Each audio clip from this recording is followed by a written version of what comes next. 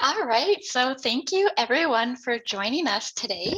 I'd like to begin by acknowledging that Griffin Art Projects is situated on the traditional, ancestral, and unceded territories of the Tsleil-Waututh, Squamish, and Stolo nations, and we are honored and grateful to undertake our work here. So thank you so much for joining us for a live virtual director's talk with Stephanie Chong and Bryce Quan, who will be speaking about their wonderful documentary series in Chinatown. My name is Jazz Keeler, and I am the Contract Virtual Programs Coordinator with Griffin Art Projects. And I wanted to start with just a few brief housekeeping notes before we get started. So I'd like to mention that you can see us today, but we cannot see or hear you. But definitely feel free to get in touch with us or each other using the chat option at the bottom of your screen. And there will also be lots of time for questions at the end of this talk. So do feel free to type your questions anytime throughout the presentation into the Q&A dialog box, which is actually separate from the chat. You'll notice it just at the bottom of your screen to the left. There's a Q&A dialog box. So if you have any questions at any point that pop into your head, feel free to type them there and we'll be answering them at the end of the talk.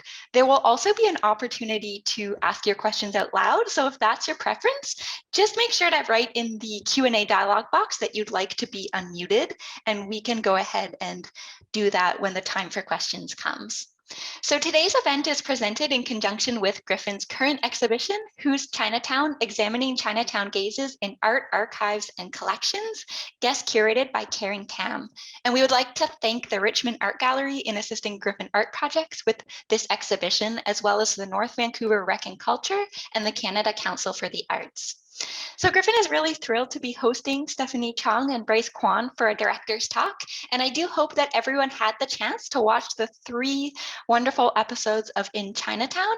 If not, be sure to do so when you have a chance. They are short but really powerful films focused on the people and places of Vancouver's Chinatown through the eyes of local residents, both young and old. So I thought before we begin, I'd share the trailer for Who's Chinatown just to offer a glimpse into these wonderful episodes. So I'm going to go ahead and just quickly share my screen here.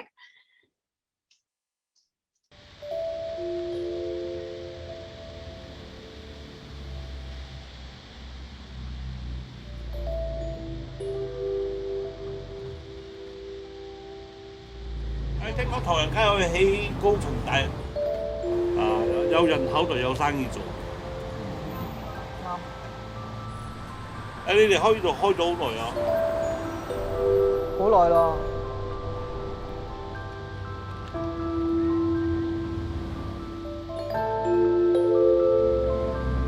There's lots of people that say Chinatown's irrelevant. Now you can go anywhere to buy soy sauce and live anywhere. That's not the point. 但係人會收啊！唉，冇所謂嘅，買慣還熟。It's unique. Good, pretty good. 2. It's greedy, but you want both. You want movement and that rootedness. You can't have this just anywhere.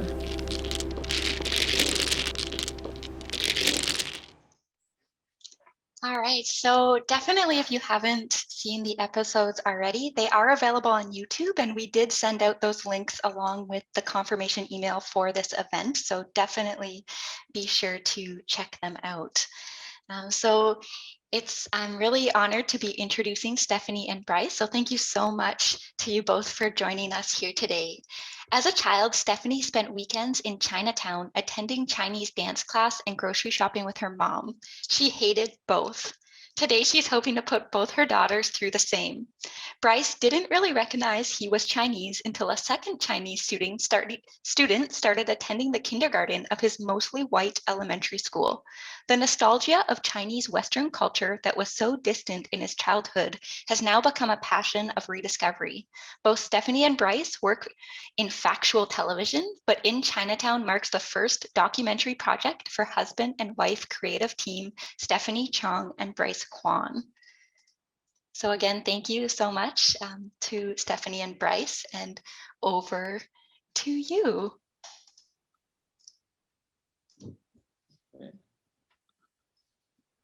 Hi, everyone. Hello. I'm Bryce. This is Stephanie. I'm Stephanie. We thought we would first start off by, I guess, giving a brief intro of ourselves, starting by giving some personal memories we have of Chinatown. Yeah. So my connection to Chinatown comes from I didn't grow up in Chinatown so much as or live near it. I was visiting Chinatown a lot with my parents. Mostly my father would take me there after I had like weekend music lessons or sports games, and he's essentially dragging me there. But I went so often that I really learned to appreciate it, and I learned the distinct smells of Chinatown, and I was always lucky to take home some baked goods, some Chinese baked goods that was like a highlight of my trips there. And so I really had like a extended link to Chinatown that I quite enjoyed, and I guess that's quite different or similar to. I'd say a little bit more different than my experience there. I mean, honestly, some of my oldest memories were going there with my grandparents and my parents, getting dragged grocery shopping or to the fishmonger, to the bakery. But all those memories were always so positive. And I just remember being a 3-year-old and workers there giving me little treats. Like, I enjoyed every single moment of it. And, once I got older, I started Chinese dancing there as well. So I spent pretty much my weekends there. And then I became a teenager and into my 20s. And before you know it, it basically Chinatown kind of, I think, disappeared from my life. Not because I was definitely busy in high school and then university. And so my connection to it was far less. And then I met Bryce. Yeah, and I think as we talk about us getting older and not being dragged there by our grandparents and parents, that's when you start to appreciate these things from your childhood that you take in as part of your identity. And like for my experience, I happened to go to school across the country, and I started seeking out resources for Chinese cooking, for example. Things like I don't cook a lot, but I can make a few dishes. And I lived in a really small town in Ontario, so I'd visit, like, for example, Toronto's Chinatown, or when I was later in life be traveling, I might seek out Chinatowns and in international cities. Because there's something about Chinatown, I guess, for both of us, even though our experiences are different, that created a sense of home and nostalgia for us both. Mm-hmm. Mm-hmm. For sure. And I think, like, even like connecting to our parents' history or her grandparents' histories. In my case, like to be honest with you, I didn't really make this connection until we were preparing for this. But my father was born and raised in Victoria's Chinatown, and all his childhood stories that I grew up listening to, probably with rolling my eyes. But that being said, all those stories I heard, it didn't really hit me till later that, like, the nuances of them, where he's talking about, for example, as a kid, he would go down to the beach or the docks and catch octopus, which to him was just like a garbage fish or garbage seafood, and didn't really think to eat, tentacles and stuff. But he would catch that, and then he would make a couple, like, pocket change from the Japanese fishermen who lived in an adjacent community to Victoria's Chinatown. And while that's not like specifically Chinatown, that really does put it into context that Chinatown, these various communities, they're really a fabric, and they really tie things together. And those little nuances that I heard of my dad's Chinatown, something that I have started looking for in my own exposure or my own interaction.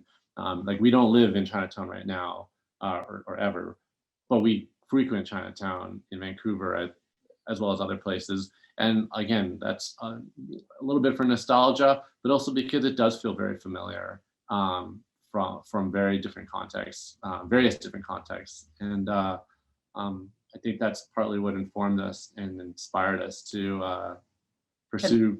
To make this documentary. I guess a little background about both of us. Bryce and I work in factual television for probably like about 10 years or so now. So I guess our profession, we consider ourselves storytellers. But frankly, the stories we tell tend to be white male stories for, documentary series, factual television. And I guess over the course of the last 10 years, we've really found a desire to obviously do a personal project, but tell some stories that feel closer to home for the both of us. Mm-hmm. So I guess the whole talk about making this documentary series for us has been at least a decade in the making. We've been frequenting Chinatown a lot over the last, when we first started dating, actually, just to go for coffee and hang out there. But one of the things we noticed the most is just the change that was happening, because our recollections of Chinatown were as children, very positive, like of a very bustling community. And, over the course of the last decade, I think, anyone that's driven through Chinatown can see the influx of new developments, different businesses moving in. Just a lot of change has been happening there. And I think that was really the impetus for us. We thought this would make a great documentary series, documenting the change. I think we were at like a crux at least 10 years ago, where it's about a balancing act between, where is Chinatown going, where it's been, and how do you balance those two things? And I think that really drove us to want to do this series. Mm-hmm. So I guess fast forward to 2016, 2017, I mentioned the idea to a coworker and a friend, Jean Parsons, who works with us. And she really loved the idea, and she really pushed us to pursue making this series. And it was really with her support. She also found us funding. We were able to produce it, and she's instrumental in making this happen for us. She's also a filmmaker in her own right and has logged a lot more hours doing things independently. So I don't think we could have ever been able to do that without her. But having a great support like her was instrumental in having In Chinatown made. But yeah, so that's kind of how the documentary series came about.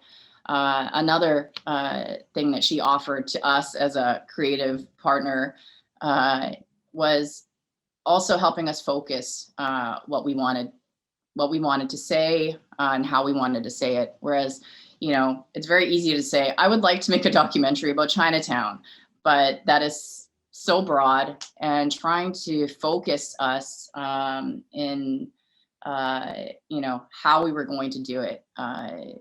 She was really helpful in that as well. Do you want to talk a little bit about what we wanted to say? Yeah, I think Steph touched off on a bunch of things that really did inspire the direction of the series. In the course of developing this idea, we were really cared about a lot of the pressures that are involved in what has been changing Chinatown in the recent couple decades. And I think, like, as I mentioned, we visited China. It's pretty much our thing. You go to a new city, we'll visit the Chinatown because no matter where we've traveled, I think in the world, there's something about just going to a Chinatown that is something that we do. We just kind of like gravitate to it like a moth to the flame. And you see a lot of the same pressures in the Chinatowns all over the world, like not just North America, but in like, I don't know, Australia or the UK or other places.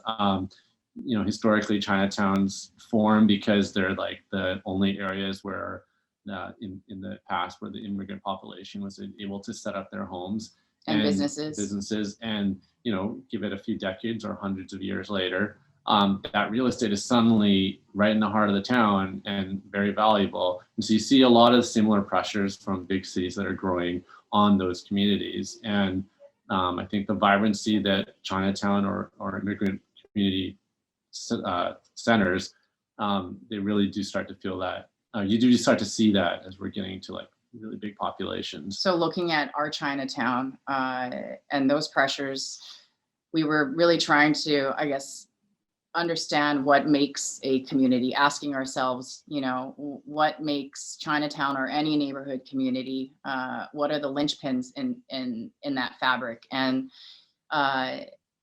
so we, I guess, posed some questions to ourselves, whether or not we were successful in answering them through the documentary series, we at least wanted to explore it. So, trying to understand what is the heart and soul of a community. What is the relationship between culture and space? And, when do you let go of the past, or when do you hold on to it? And how do you move forward from that? And all this ties into broader, I guess, the broader theme of the concept of home, both as a physical space, but also the idea of it. And as we started embarking on the series, these were questions we were constantly asking ourselves, and also of our contributors and collaborators while we were trying to put the doc together. I think, and as a parallel to that too, on a somewhat, and maybe a bigger picture or a parallel, it also kind of forced us to, or we wanted to tie that to the concept of like our personal identity, but as well as like Canada's identity, in the sense that like Chinatowns are part of Canadian towns or Canadian cities and other cities around the world. And so trying to reinforce that like these are, we want everyone to care. Like it's not just Chinese community that should be focusing on this. That Chinatown is an integral part of Canadian history and our culture here in Canada, this is or across the world. Yeah, it's like the physical manifestation of this idea. So those are kind of the bigger themes that we were seeking to explore through these 3 films as we kind of started splicing them up to the particular stories we were able to zero in on. Discussing what we kind of broke it down to three episodes, thinking about the people within a community. You'd have the residents, the people that live there, and business owners, and I don't know, would you consider the last one kind of community focused? We lightly called it like live, work, and play. The Yeah. play being a little bit more ambiguous because it's more than just play going on, but yeah. So it kind of naturally, divided itself into 3 separate docs. So finding our collaborators for the series, I guess we could talk a little bit about how we went about meeting people in Chinatown. Honestly, I think looking for collaborators are the people that we wanted to spend time with on film. That was both the most time consuming, but also like really enjoyable, because we really just went down to Chinatown and hung out there like for every day, or as long as we could possibly, and just really got to know people as we can. Like we, in a perfect world, we'd spend all our time there and it wouldn't be like dedicated towards making a film, but it was really great to be able to meet people and for them to open themselves up and open up their personal spaces for us to kind of get a window into just what's going on in their lives. And I think Sean in our first film, he kind of touched on it in the end of the film, where he said lots of things that we couldn't fit into the show, but he kind of touched on the fact that like sometimes when you're looking at Chinatown, when you're looking around it does seem quite disparate at times when it's closed doors, especially during the pandemic. It's a lot of closed shops, closed doors, Streets can look empty, but there's still a lot of stuff going on. Or there was when we shot this. You just had to go behind the door, see that there's people actually upstairs, there's people in the back room, or they're even in there, and you just didn't look hard enough to see that they were open. Forcing ourselves through those doors was really enlightening, and also, I wouldn't say forcing, but yes, we also had a lot of help from people within the community to shout out to June Chow and Doris Chow to invite us into those spaces. To invite us into the spaces who extend the invitation to us. We think about the process of finding the people that ended up contributing, and we talked to one person that led us to another person that led us to another person that thought, this person would be perfect, and we just started making connections and speaking to people, chatting with people. And it really opened doors and stories to us. I think one thing too is that, I think we both feel this way too, is we just wanted to speak to people that are really that live there and are such an integral part of the fabric of Chinatown. Not necessarily talking heads, because I feel like a lot of times with news stories, you end up with a spokesperson that is speaking on the behalf of whatever group, which is fair, and they definitely need to be there. But I wanted to hear from a 94-year-old retiree that lives in subsidized housing, and I wanted to know about the intricacies of her life, and those are the people that I wanted to hear about. I wanted to hear about their history and how they arrived here and what their day-to-day stuff is. And it might not sound like the most exciting compared to the stuff that Bryce and I are work in. I guess the stories that we usually tell, which is a lot of car crash television and literally car crash television. But these are the stories that we wanted to highlight. So we made an effort to go after, these people in the community. And I really think that sometimes the people that want to be on camera the most are the ones you don't necessarily want to be on camera. And some of the best stories and the best people to collaborate with are the ones that are a little bit resistant to it, but then eventually come around to understanding that their stories and their experiences have value. And I'd like to think that Bryce and I were able to show them that we came at this from a very genuine, heartfelt place, and they trusted us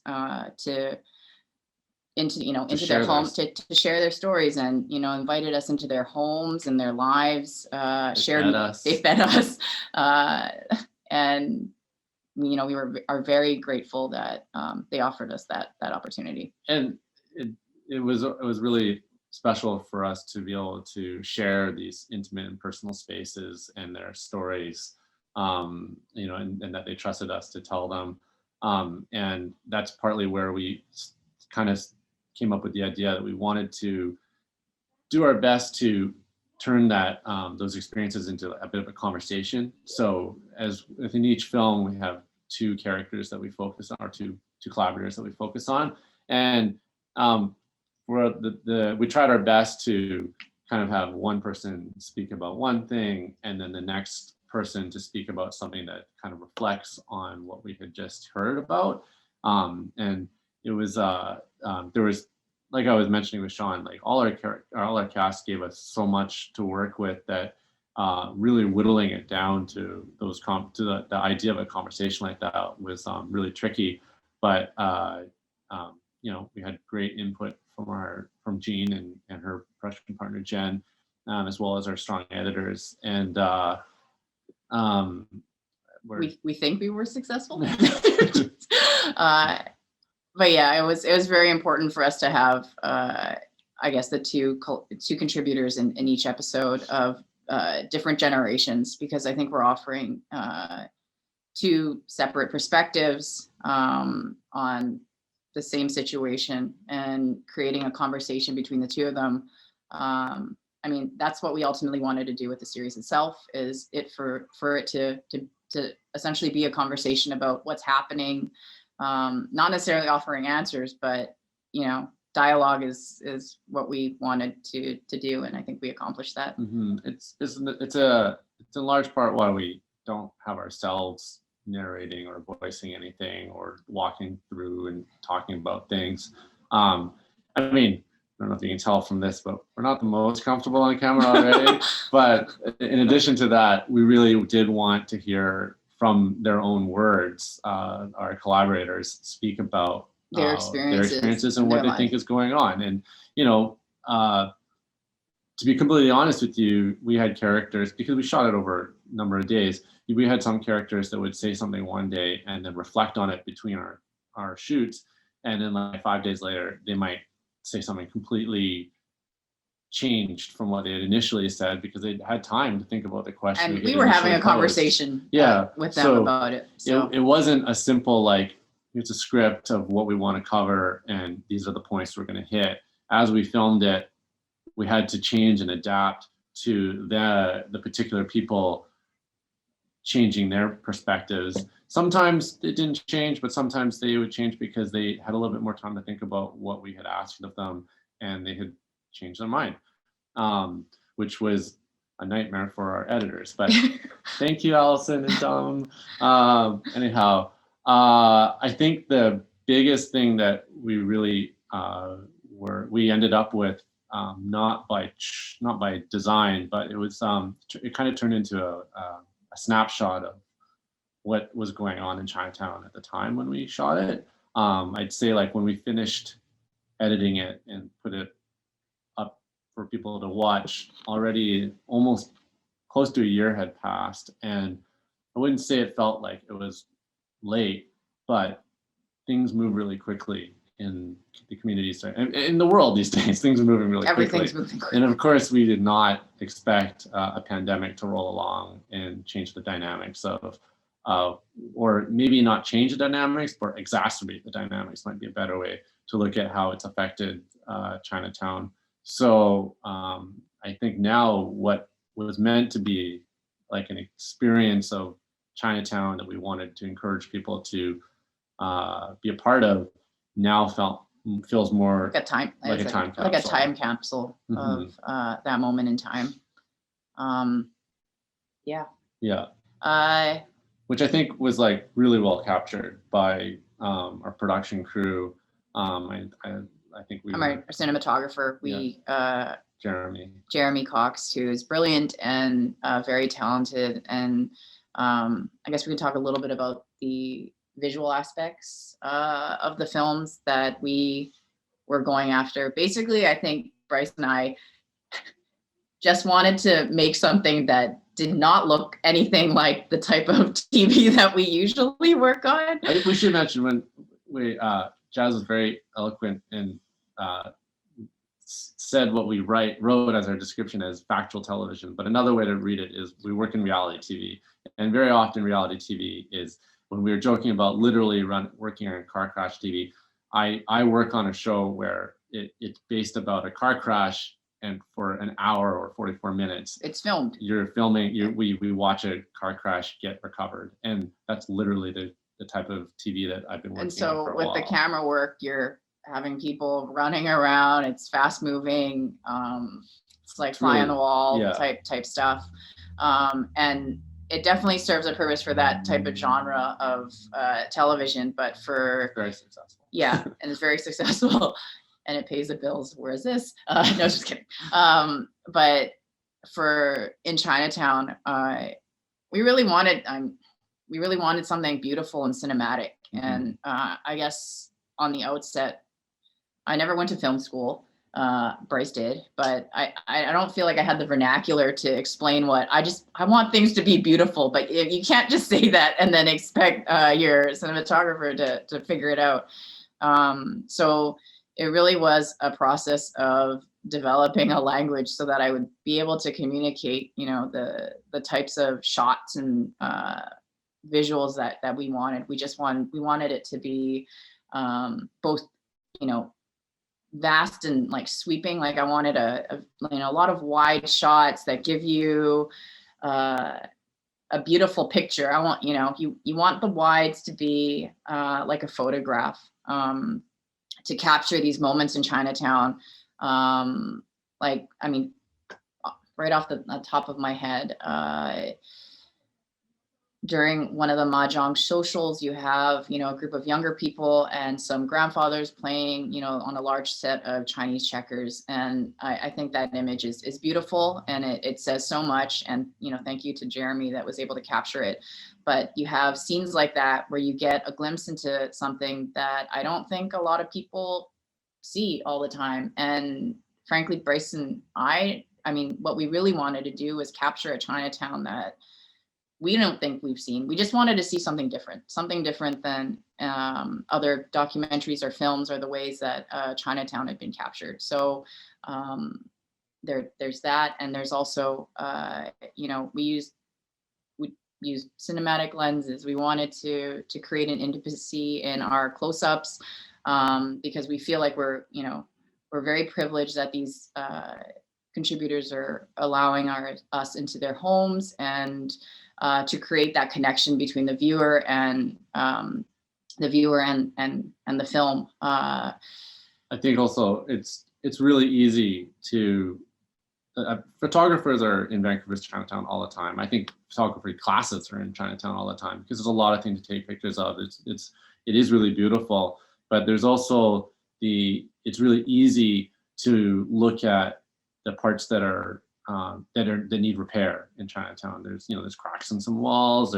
Chinatown happens to be really close to the downtown east side, so there's a lot of spillover from the community or there's a lot of garbage, is what I'm trying to say. And when we're out there, it's not that we were trying to shoot any of that, but it's like it's in the shot.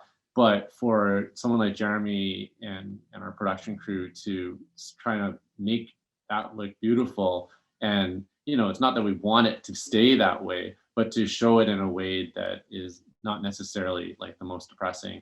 I think that was something that Jeremy and the production crew really brought to the table for us. And I guess ultimately, like we wanted to just show how beautiful Chinatown is, and possibly show a side of it that maybe people haven't seen before, and that was the goal. Mm-hmm, mm-hmm. So in terms of the series, and we did this back in 2017, so it's been 3.5 years since we shot. A lot has changed, and we're living in during a global pandemic. I don't know if we're experts on no, the effects of Chinatown, but I think small business owners, Chinatown, the city, everyone is suffering. And we realized that if we shot it today, it would be a completely different set of films. So, but we've also, we're visiting Chinatown as best we can, within reason. There's a lot of people that, have to maintain distance, or you can't go into the stores. But, and to be honest, like there's probably significant number of businesses that have closed off shop or suspended themselves for a while. But we happened to be down there just yesterday, and we visited Keller. Yeah, who's in our second film. The Bamboo Village store. And I think she offers, even in our trailer, she offers that quote that, Chinese people everywhere, we know how to survive. And like, I think she's like the perfect example of that, because, and in her business, she's pivoted, she's really trying to adapt now. And she's been selling a lot of things that she didn't carry before.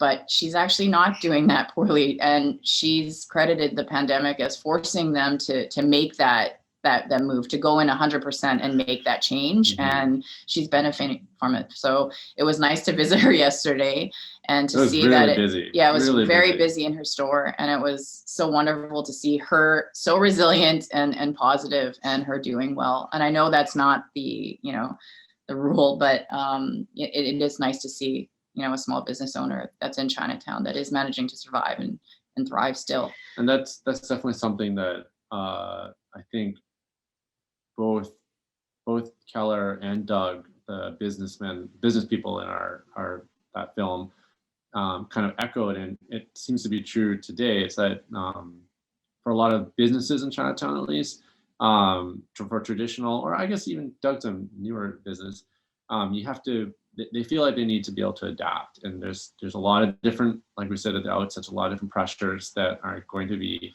put on these places, and the ability to change and adapt seems to be making a big difference in what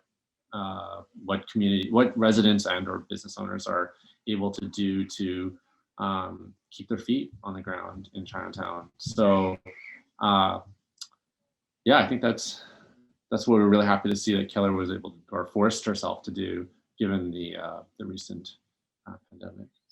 Yeah. I think that's what we're gonna end it. I think that's what we're gonna end it. For what we can say.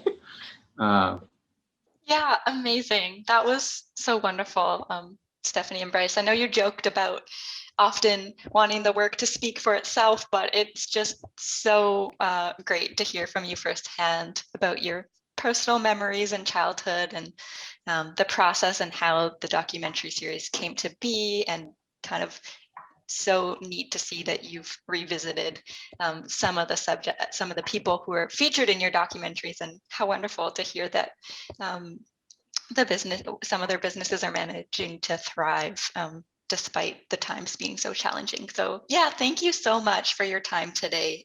Really great that you're able to join us. And we do have lots of time for audience questions. And I know for this portion, we're very fortunate to have guest curator Karen Tam join us. She's logged in, and it's an honor to introduce her. Karen Tam is the curator of Who's Chinatown?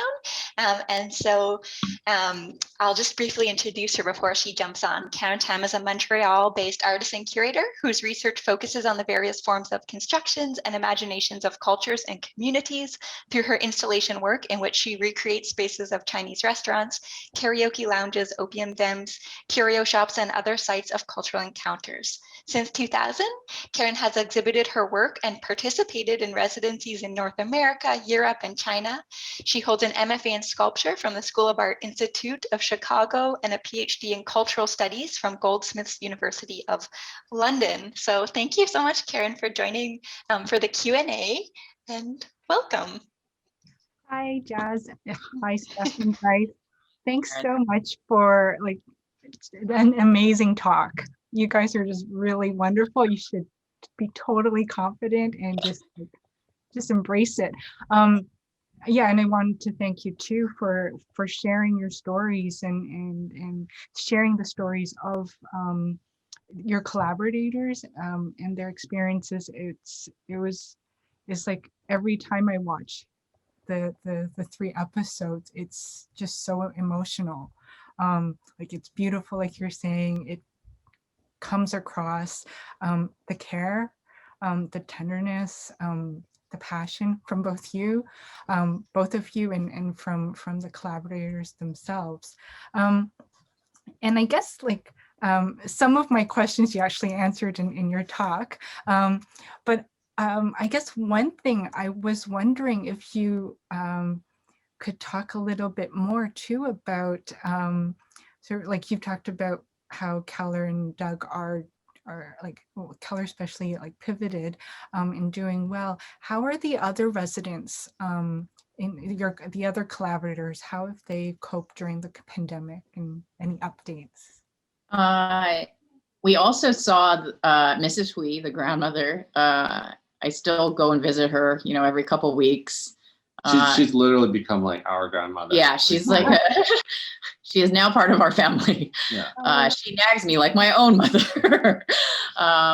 And honestly, she's the toughest cookie I've ever met.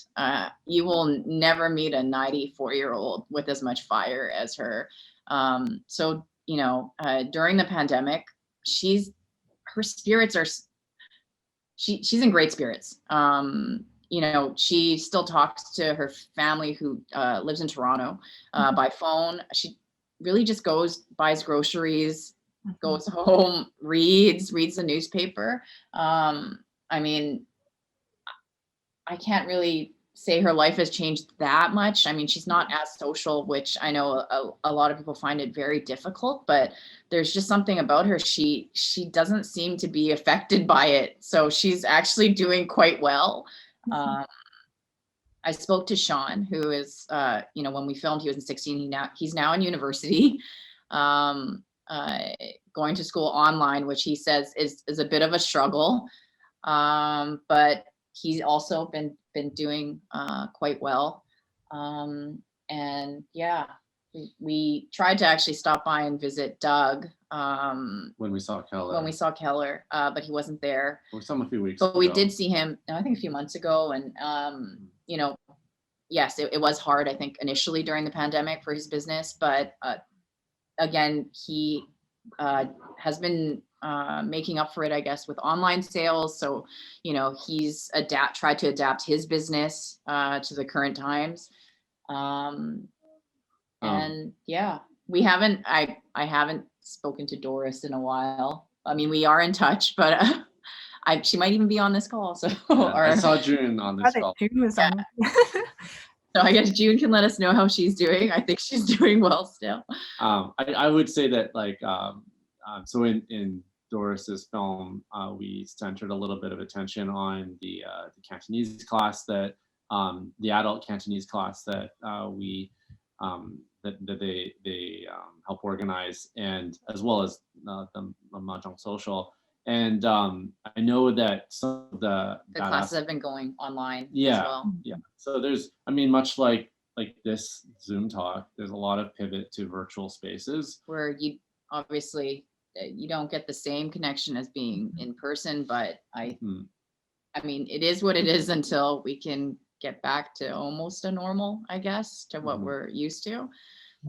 And similarly, like we haven't had a chance to catch up with Grace, yeah, and her husband, but I do know that they're like a lot of the activities that they were attending, which they don't live in Chinatown, they live outside Chinatown, but we're coming down like most of the week.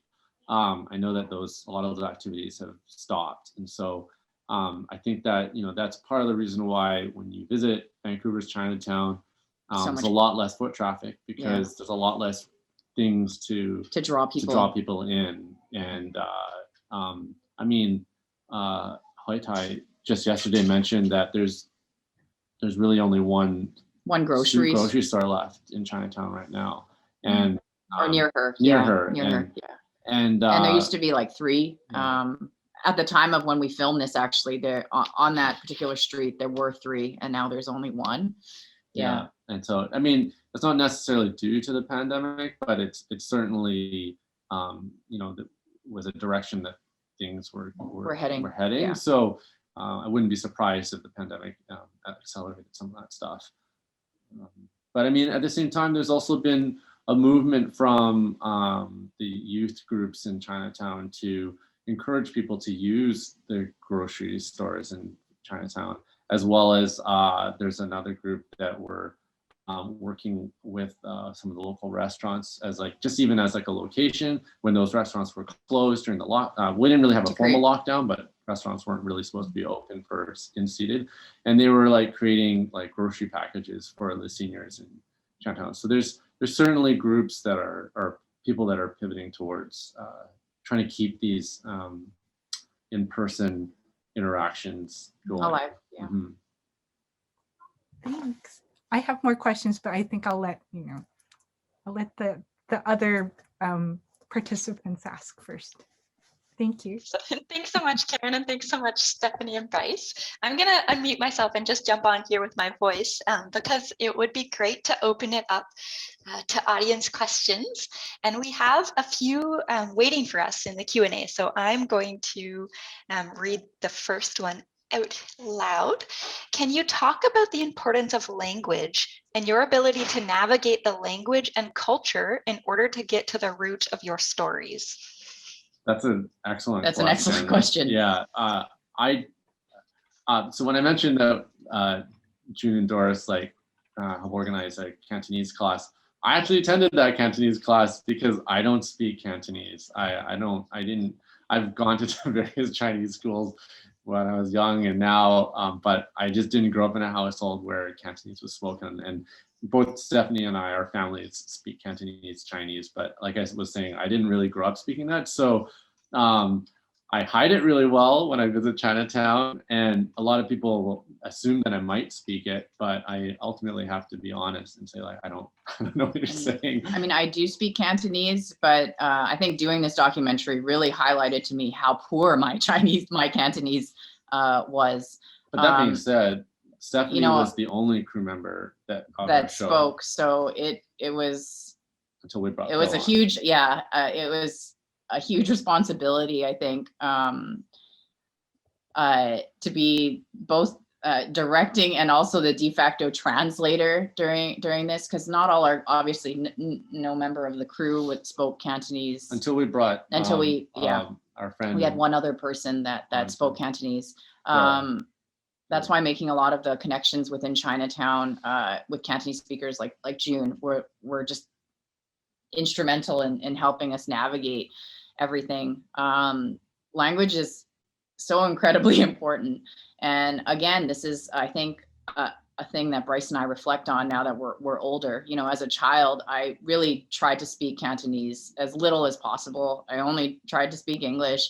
Not that you were embarrassed of speaking Cantonese, but it's like, we're in Canada, we speak English. And that was part of, like, you know, fitting in and just being a part of, you know, being a part of Western teenage, you know, Canadian society. And I obviously, as I've gotten older, I've regretted that. I think what was great about working on this doc was it helped me brush up on my Cantonese. And I really started to appreciate and value being able to speak and understand and communicate in a second language. One thing I think that it also highlighted for me was when we were editing the doc, I would really be the only, you know, myself and one other crew member would be the only one that understood some of, you know, our contributors that only spoke Cantonese. So or Mandarin, having it translated and then trying to edit clips together. It really was a very intricate process and quite daunting, actually, at some points. But it really made me look at language a different way, you know, because I realized that, you know, the way a culture is built around a language and what the terms you use to explain certain things.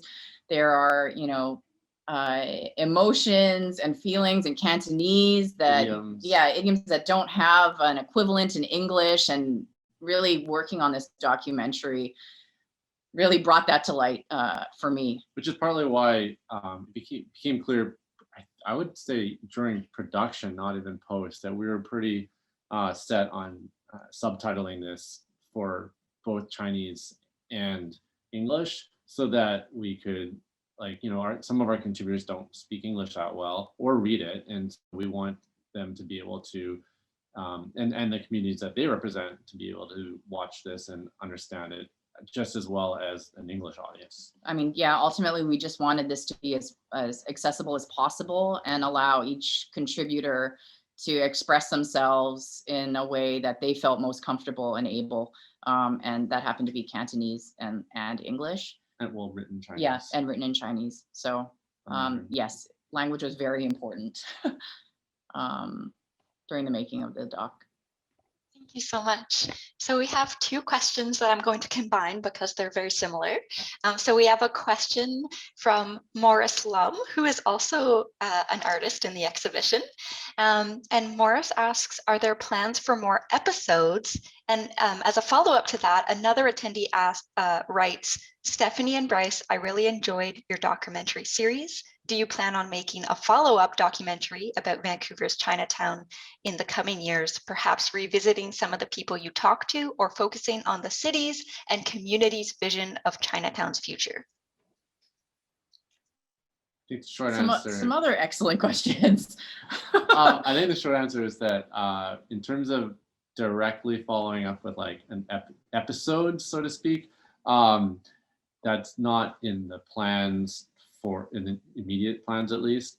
We would love to, but I think there's some other projects that are similar in scale and tied to what we've been covering, but maybe a little bit of a different angle on things. But I think in the big picture, all of our work in this respect will tie towards similar themes of culture, identity, the Chinese Canadian experience. I think over the last 10 years of working in television, Bryce and I really have doubled down personally, just wanting to be able to tell these stories, stories that, speak to us on a personal level. And from a Chinese Canadian perspective. And I think that in that respect too, our the stuff that like everything that we would be talking about as it relates to Chinatown in this perspective, it would be building on the foundation of what we've been able to make here. So, but that is an excellent idea to do if we did do something to continue in Chinatown, to revisit all our contributors, however many years afterwards, and yeah, I think see where life has taken them. I think that's an excellent idea. Thank you for the idea. to like go more directly to Morris's question, like we met a lot of different people when we were kind of trying to figure out who we wanted to follow, and like everyone that we talked to like this is just the facts of life. Everyone has a story, and they were all fantastic. And it's pretty heartbreaking when you have to decide like these are the 6 we're going to focus on, and we're going to have to move this one aside. But in that respect, we would love to follow up on some of the other projects that are some of the other people that we spend a lot of time with. And then naturally, it's been close to 4 years now. The dynamics will have changed, and so that would probably impact how we would follow that story or tell it rather. Yes, we would love to, but on a personal level too. Since we've made in Chinatown, we've had two kids now. Stephanie was actually pregnant during the production, and so we have our hands not only was she director and translator, she was also pregnant, and Stephanie made it look so easy. Thanks, Bryce. Speaking of kids, this ties into our next question. As parents of young kids, what are your hopes for their own relationships with Chinatown? Such good questions. Well, I think as parents, we're going to force them to visit Chinatown like our parents and grandparents did. But at the same time, I mean, we are very interested in having them feel a connection to Chinatown. Also, I'm just happy they get to be raised in a day and age where they can see their faces on television. They can read books where they are the hero of their own stories, where they can see faces like theirs. And as much as I want them to know that they are Chinese, and that they'll hold on to those cultural traditions that our parents have passed down to us, I don't want it to be viewed as a foreign thing, which I think is how I viewed it when I was growing up. I want it to be normalized for them as, that's just part of being Canadian, and it just so happens they're Chinese and they recognize it. And we're not doing very well with the Cantonese aspect of helping creating bilingual children. It's probably my fault because I don't speak it very well. But we are trying. It's very important for us that our daughters grow up proud to be Chinese Canadians and understand that they have a cultural tradition that goes back, a very long time. Yeah, and directly connecting to the question, like we do make a point, like I guess we said earlier, we don't live in Chinatown, but we do make a point of visiting Chinatown, just for whatever reasons, and we want our kids to feel comfortable in that space. And I think that extends to not just the idea of our own kids, but just, I mentioned this earlier, but just kind of like everyone, we want everyone to feel comfortable visiting Chinatown. Like, that's what a lot of communities need, whether it's Chinatown or not, in terms of being able to survive and thrive, is they need people to visit and use the businesses there and keep it vibrant. And, what we do what we can with our family and our close circle, but I think every community needs not dedicated, but like people to just go and feel comfortable going. And that's one of the I think challenges that have arisen for Chinatown in the last couple of decades, with the migration of people that are decided to move out of Chinatown, or the businesses that have decided to go to other communities, and trying to encourage people to keep it alive is kind of what we're not keep it alive, but just remind them that it is alive, that's there. Yeah. Great. Thank you so much. So we have two last questions. So the first question, we have an audience member who writes, "We are finishing up a new opera titled Chinatown." I apologize for the pronunciation here. Its libretto is by Madeleine Xiang and music by Alice Ho. And we want to ensure that Chinese elders are especially welcome in our audiences. Based on your experience, what would you recommend we do? Many thanks and congratulations on your films. Well, that sounds like a wonderful project. Yeah. And I'm really stoked to hear about it. And I think in the same fashion that we, like, for example, really went out of our way to ensure that we had Chinese subtitles on it and our films, we also reached out to a lot of groups that we met when we were in Chinatown to just remind them that we finally made the films and would like them to check it out. But in terms of ensuring that kind of participation, I mean, and accessibility, I think they need to be told in person. Yeah. I think with a lot of seniors. Yeah. The biggest thing that we realized while we were down there is that an email or a text doesn't mean anything to our older community. Even a phone call, not so much. It's, like I would call someone. Now it's COVID, so it's probably far difficult, but you can, But you call someone and they'll be like, okay, sure, fine. Go tell me when you see me. Remind me when you see me. And so it's like the phone call is just to let them know that you're coming down to talk to them. But it's the face-to-face interactions. I feel that led to more follow-through, I guess, to make things accessible, to remind them, and yeah. And like obviously, like reaching out to community leaders will often help with that too. Like, if you can have someone speak on your behalf, that's always helpful.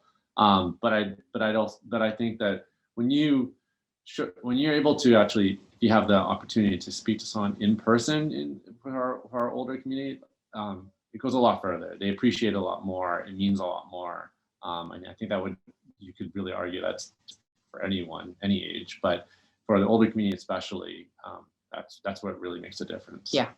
In our experience. Wonderful. Thank you so much. So we have one last question, and it kind of goes back to the conversation about potential future documentary series. We have a participant who is wondering if you would consider doing a documentary series in other Chinatowns, like, for instance, Victoria. Yeah, I mean, yes. To be honest with you, like, we don't have like a schedule, but we have been looking at Victoria's Chinatown, as well as other Chinatowns. I'm honestly, a pipe dream would be, doing a series like this on various Chinatowns. I mean, some that exist or some that don't even exist. I think one of the things, while we were doing this documentary is, finding about Chinatowns throughout British Columbia. I mean, obviously they exist further out, but BC based that even just don't exist anymore, that at one point in time during, BC's history were thriving. Like Cumberland, for instance, there was a thriving Chinatown there, but that no longer exists. So there's so many different stories that we could still tell. Yeah, I think when Stephanie and Jean met and chatted about this project, this film is what was the culmination of that process. But prior to that, I think Stephanie and I had, and then like we mentioned in the talk, like Jean really helped give us focus on finding what we needed to say. But I think prior to that, Steph and I had chatted a lot about different Chinatowns around the world, and just being and finding the things that delighted us about them and finding a way to talk about those. So certainly other Chinatowns, other Chinese communities, the immigrant story, like we're both Cantonese, so we're like Southern Chinese ancestry. But I think one of the more recent phenomena that we've been experiencing in the West is people from the rest of China immigrating to the rest of the world. And, we're not directly connected to that community, but we certainly share like the immigrant experience. And so, and then you could expand that to like other communities, not necessarily even Chinese. So, seeing the effect of that other Chinese immigration also here, where, the immigration of Chinese people to Canada has been predominantly from Cantonese speaking areas of Southern China, but now it's more broad. So how's that affect, the traditional Cantonese Chinatowns? There's so many things we think we could and there's delve also into. like, and something that personally I wasn't actually that well, I didn't really know much about until I met Steph, but Steph's family is part of I would say a different kind of population that have come via another country to Vancouver. So they would leave China or Hong Kong and be in another country, and then from that country immigrate to Canada. So you get these multiple layers of culture and immigration and the traditions, that they bring with them to Canada. I mean, for instance, even Doug, who owns a knife store, his family's originally from Jamaica. So you have, Chinese, Jamaican, Canadian immigrants, and we find that fascinating as well. So yeah, there's certainly a lot of different stories that we're very attracted to, that we're trying to find ways to explore them. Yeah. Amazing. Thanks so much, and we'll all look forward to seeing those projects as they develop. It's so exciting. I'm just going to jump back on here just to again say thank you so much for your talk and for your thoughtful answers to all these questions. We so appreciate your time. And thanks, Karen, also for joining for the Q&A. Yeah, just a big thanks on behalf of Griffin, and thanks to everyone who took the time to attend today.